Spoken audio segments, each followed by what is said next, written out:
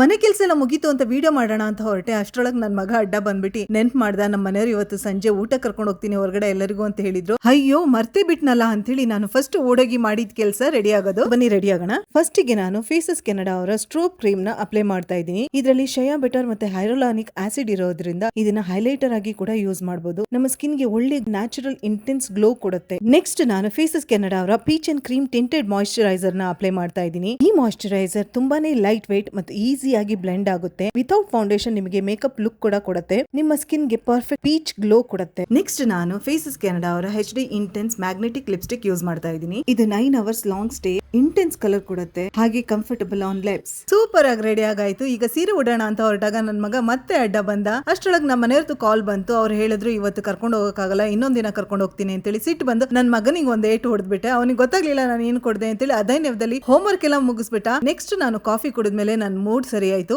Coffee ಕುಡ್ದಾದ್ಮೇಲೂ ಕೂಡ ನನ್ನ lipstick ಹೋಗಿರ್ಲಿಲ್ಲ. ನಿಮಗೂ ಈ ಪ್ರಾಡಕ್ಟ್ ಬೇಕು ಅಂದ್ರೆ QR ಕೋಡ್ ನ ಸ್ಕ್ಯಾನ್ ಮಾಡಿ. ಬಾಯ್.